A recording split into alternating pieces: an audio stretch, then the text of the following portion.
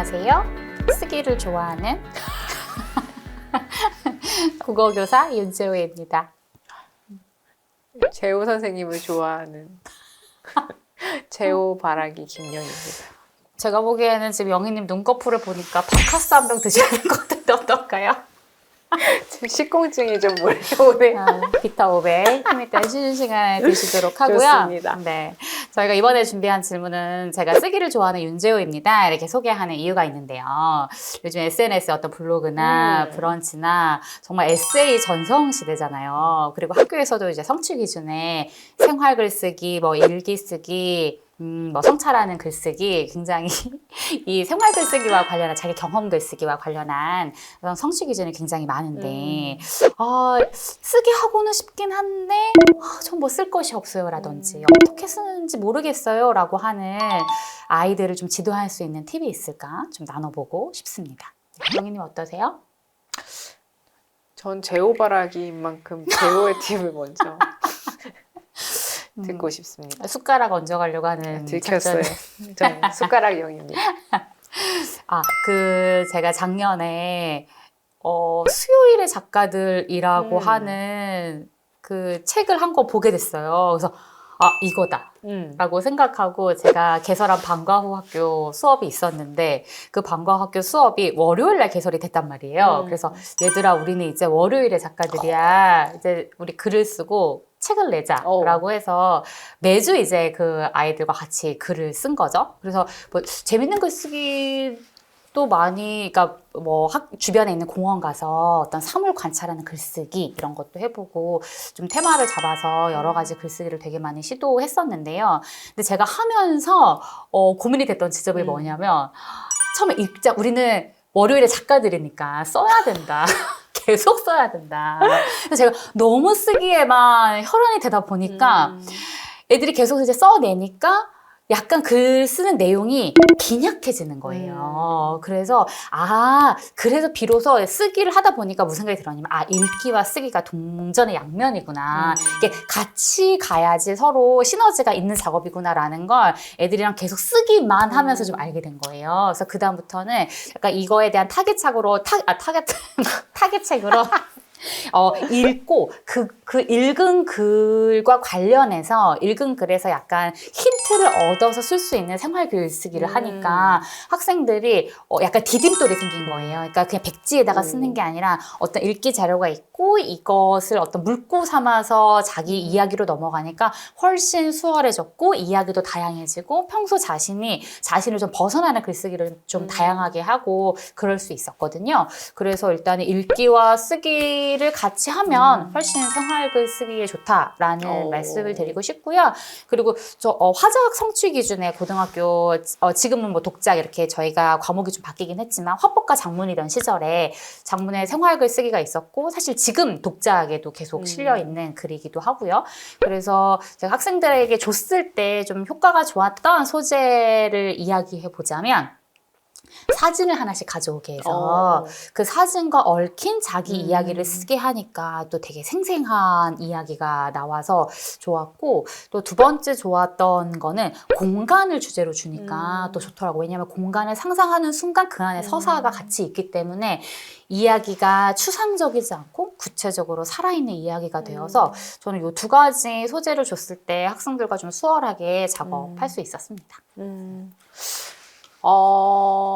재호님 말씀을 듣고 생각을 해보니 맞아요. 애들한테 생활글 쓰기 하기 전에 반드시 사례근을 주는 게 좋은데 저는 그게 왜 필요하다고 생각을 하냐면 그 생활글 전성시대가 맞아요. 에세이 전성시대가 맞는데 애들이 그냥 저희가 잘 쓰인 단행본, 그러니까 저는 단행본 도서의 가치가 진짜 크다고 생각하는 것이 저희가 단행본으로 나와 있는 에세이와 애들이 웹페이지 혹은 SNS로 접하는 에세이의 내용이 완전히 다른 거예요.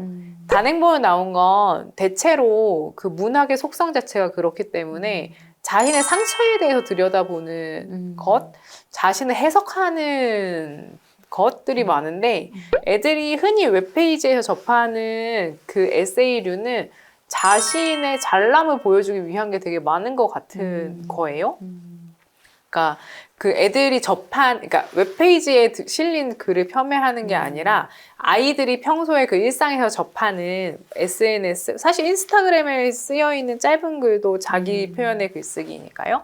그래서 제가 구구절절 이 말을 길게 하는 이유가 뭐냐면 그냥 생활글을 쓰자라고 하면 애들이 여행기를 그렇게 많이 써내요. 왜냐면 강렬한 기억이기 때문인데 거기서 자기를 성찰할 수 있는 건 별로 없단 말이에요. 그래서 저는 그 물을 빼는 되게 오래 걸렸어요.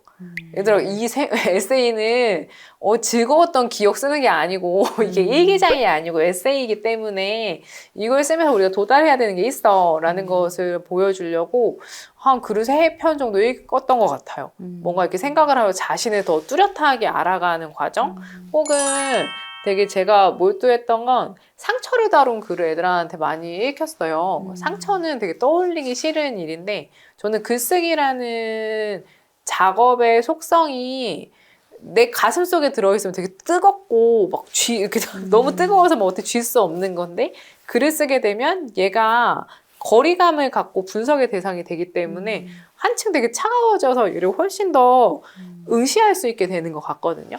그래서 애들하고 그것에 제가 되게 강조를 하기도 하고 글을 쓸 때도 그런 면에 초점을 두고 쓰게 했어요. 그래서 결론적으로 저는 에세이 쓰기 할 때는 무조건 네가 겪은 상처에 대해 써라.